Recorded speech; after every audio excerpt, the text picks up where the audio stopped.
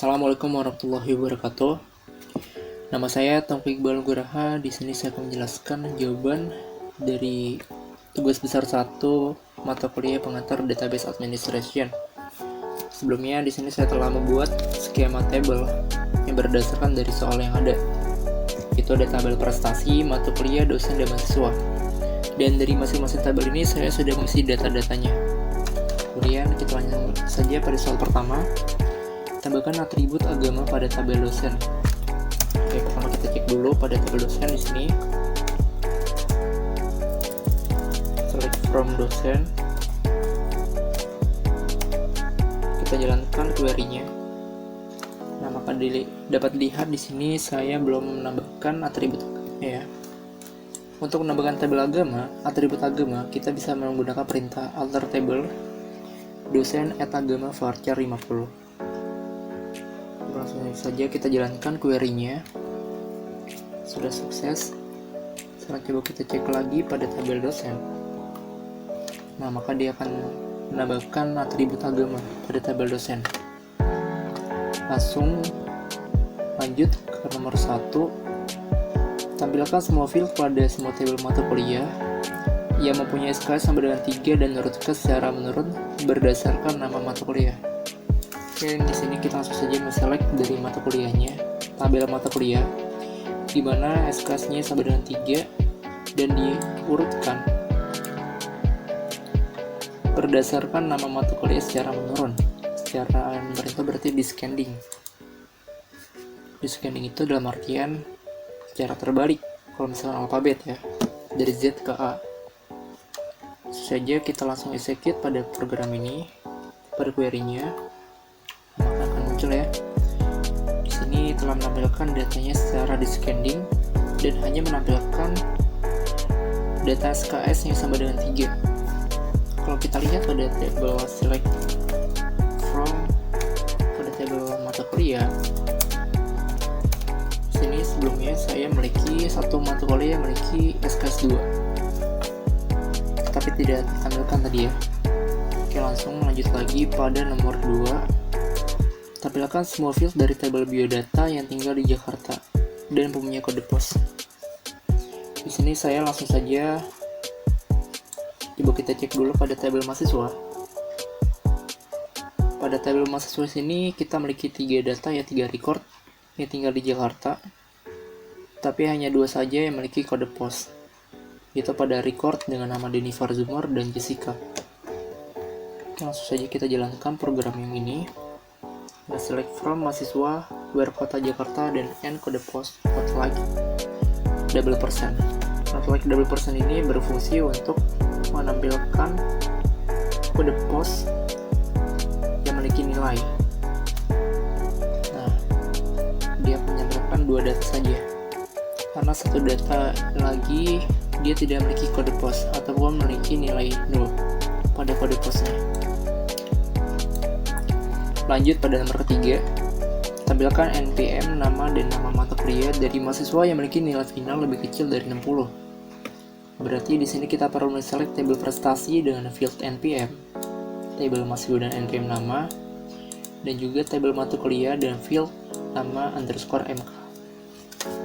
Dan terakhir, dan tabel prestasi dengan nilai final.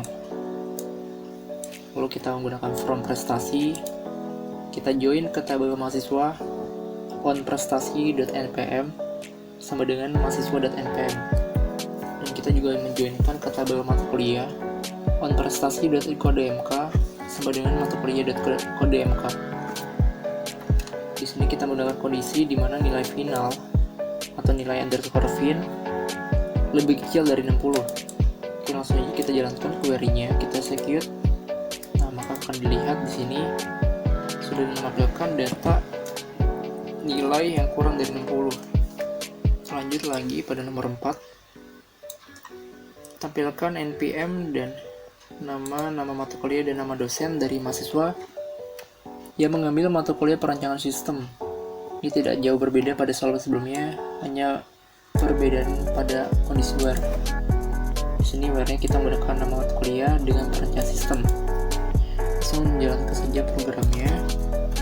Nah, dapat lihat dia hanya menampilkan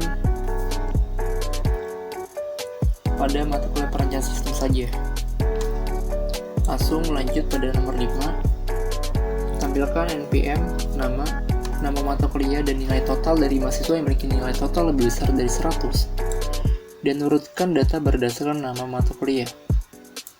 Ya, di sini kita juga men-select dari tabel prestasi dengan field NPM, tabel mahasiswa dan field nama, tabel mata kuliah dan field nama MK, dan juga kita menggunakan proses perhitungan di mana nilai underscore fin ditambah dengan nilai mid, dan kita jadikan alias dari hasil tersebut, yaitu sebagai nilai total.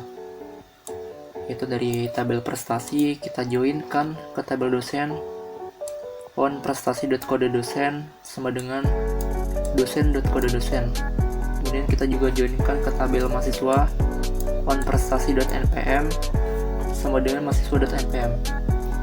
Dan juga terakhir kita juga menjoinkan pada tabel mata kuliah on prestasi.kodemk sama dengan mata kuliah.kodemk.